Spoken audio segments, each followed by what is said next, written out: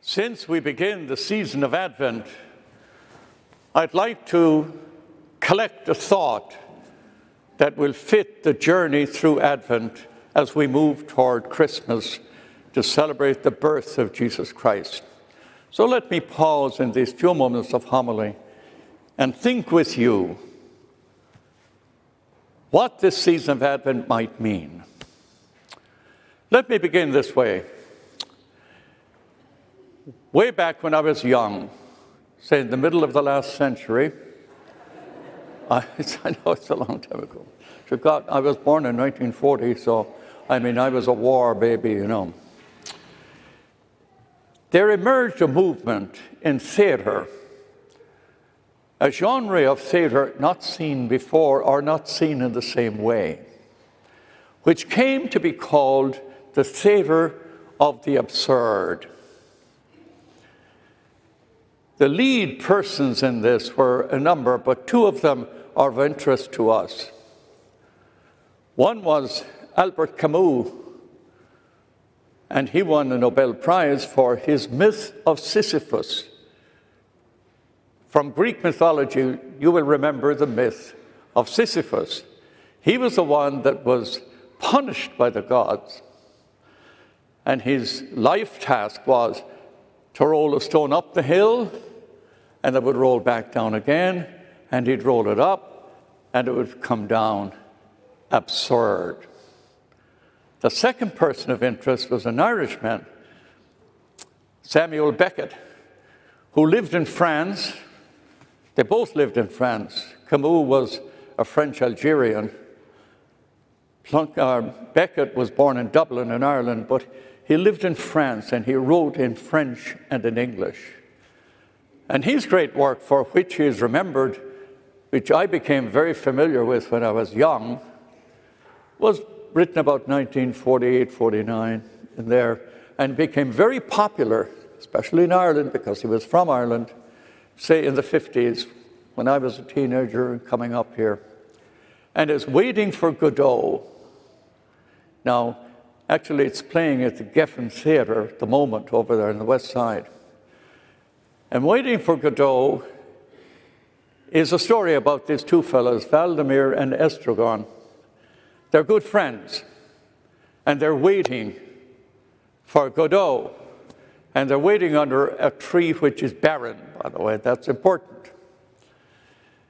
They exchange conversations, they bicker, they fight, they exchange conversation, they change hats, and they're waiting for Godot, but they don't know who Godot is, they don't know when he's coming, and they don't know where they're going to meet him.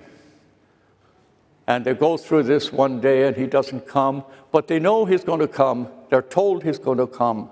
So they come back the next day, and they're waiting for Godot. And what Beckett wants us to see is the absurdity of life.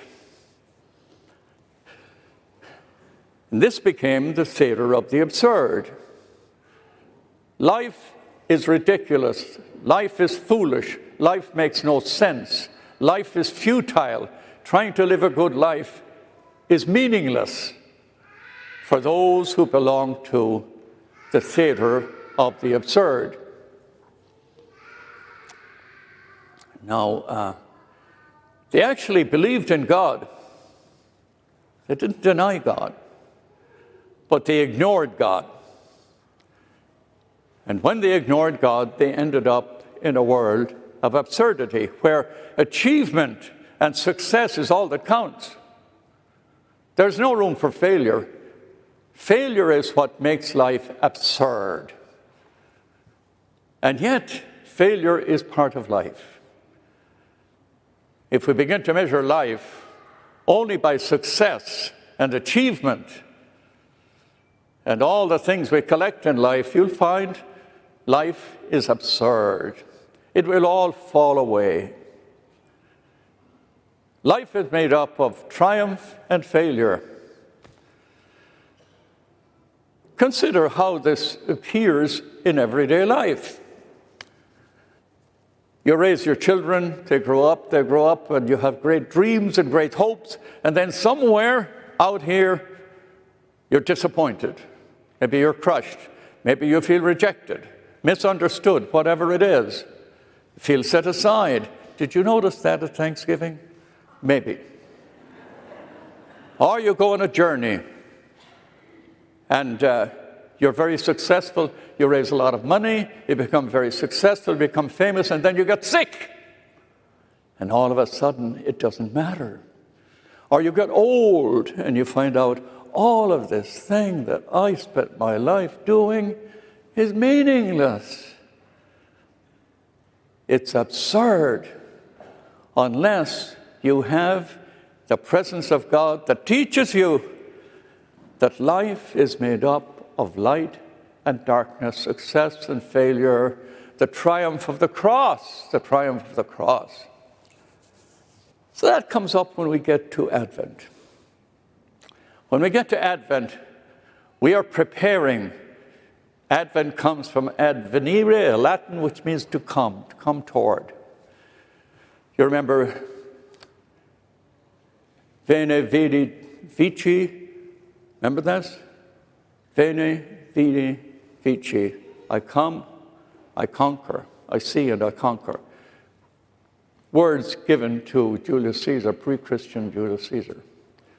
So Advent means we're anticipating, we're preparing. It's a season of kindness. There's something about Advent that brings out the best in us. We become more sensitive to others in need. Maybe we become more aware of the lonely people, the homeless people, the people who come to the giving bank. Maybe we're called to forgive somebody, to overlook human failings, to say, when we fail, it's a teaching moment. It's not a moment of despair. It's not a moment to be dark. It's not a moment to give up. It's a moment called to be reborn. That's Advent. That's the whole preparation we have for the coming of Jesus Christ. And in this season of Advent, we're caught up with all the Christmas shopping and all the gifts you need for Msgr. I mean, you're out shopping and wondering what he would like, all the cards and the decorations and everything. And sometimes we forget it's Advent. We're preparing for the coming of Jesus Christ into our lives. It's a time of prayer. It's a reflection. I want to give meaning to my life now. It's not measured by how much I have or success, how popular I am. It's measured by a much more profound measure. And it has to do with something in our spirit. It'll call us to be kind, to be sensitive, to forgive. Jesus Christ was born into our humanity. Jesus was born into our humanity to sanctify the human condition, to say to be imperfect, it's okay. Imperfect people are holy people. I think I told you once I went to an AA meeting over here for somebody's second birthday, a fellow I helped in his sobriety. And I went to a meeting and I was absolutely impressed by the humanity of everybody. Nobody had a mask. Nobody was trying to impress another person. Nobody trying to be popular. Nobody trying to be superior. They were all broken people. We are all broken people. That's the meaning of Advent. Jesus Christ comes and sanctifies the meaning of being fully human. So we live out this humanity in the manner in which we take Jesus Christ into our lives as we prepare for Christmas, and we share the gifts the Lord has given to us. What's the greatest gift we can share? Seamus Heaney, in his marvelous little collection of District and Circle, for those of you who know London, District and Circle are two underground train lines and they meet at a certain station. It's called District and Circle. And he goes down into the underground on one occasion. Seamus Heaney, the great poet, the laureate, he comes upon a busker. We don't know what buskers are here. Buskers are very common over there. That's some fellow playing an instrument or something, and he's got his hat here. He's looking for donations. And he stops and he thinks to himself, I could just give some money, drop something in his hat, or else I could stop and listen to him. But I stopped and listened to him.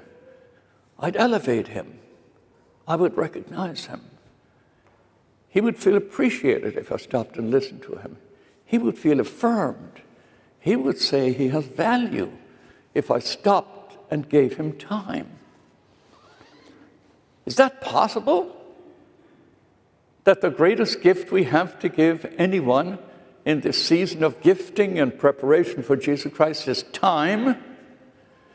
Time to listen, time to belong, time to understand, time to welcome, time to appreciate, time to affirm, time to say thanks, just time to be present. Well, let me tell you two little stories about time. Some years ago, when Mary Ternan was managing our elderly and homebound persons, she sent me to this man in El Sereno. He's an African-American fellow, paraplegic, he's on his wheelchair, played the piano, had a little hat, most cheerful, fabulous guy you ever met in your life. And I went to see Alfred. And of course, I'm rushing. I'm on a roll here. I've got to visit all the homebound people. Mary has a big list for me, and I'm running around a circle. So I'm doing, and I get to Alfred, and I say, he's just there playing his piano. He's totally peaceful. I said, Alfred, how come you're so peaceful and I'm stressed out running around like this? And he said, Monsignor, he said, I don't belong to this world. You belong to this world. I said, really? Yes, he said. And that became clear to me. Sometime later, Mary Ternan had these gifts for each person, and there was a fellow, kind of an odd fellow, living over in El Sereno. He would receive the Eucharist only from Monsignor, nobody else, no Eucharistic minister, nothing. So I'd go to see him, and we had two sisters, blood sisters, living here on Fremont. Elderly ladies, one retired nurse and one a teacher. And they were on my list. So I went to see the two sisters first, and then I went over to see this fellow in El Sereno. And they had gifts. Each one had a gift. The back seat of my car, but I'm rushing, and the gifts got shuffled. So I went in, met the two old ladies. I gave them their gifts, Christmas cards, and said, okay, God bless you. I said a Hail Mary with them, gave them communion, and up on my way. Off to see the fellow in El Sereno. I went and saw him, gave him communion, gave him a blessing. Here's your gift, up and gone. And sometime later, the ladies said to Mary, it's really nice for Monsignor to come by. And they said, we just wondered about the gift he gave us. And I said, really? Yeah. He gave one of the sisters that powder that keeps your dentures tight, which belonged to the fellow in El Sereno. I've no idea what the guy in El Sereno got. He got something that belonged to the old lady. What I didn't give was the greatest gift, time. I didn't sit down and talk. I didn't sit down and listen. I didn't sit and say, tell me your story. Tell me your story. What moments do you have in your life you'd like to share? That's Advent. Advent is a time of telling stories. And in your family, and in your journey through Advent, people want to tell their stories. Everybody needs a place to tell their story. So as we journey through Advent to prepare for the coming of Jesus Christ, be a listening person. Give time so that the other can tell the story. And in that way, Advent will have a meaning. And maybe life too. Maybe life won't be absurd. Maybe reversal. Maybe failure. Maybe some kind of shadow or darkness will have some meaning, because Jesus Christ is among us, and Jesus Christ sanctifies the human condition. I've mentioned Godfrey Diekman before. This big-time theologian died just a few years ago, and when he was elderly, he was asked, Father Godfrey, if you were young again and you could preach, if you could mount a pulpit and preach, what's the first thing you'd say? He'd say, I tell people about deification. And he said, explain that, deification.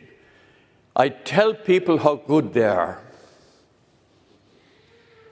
People don't come to church to find out how bad they are.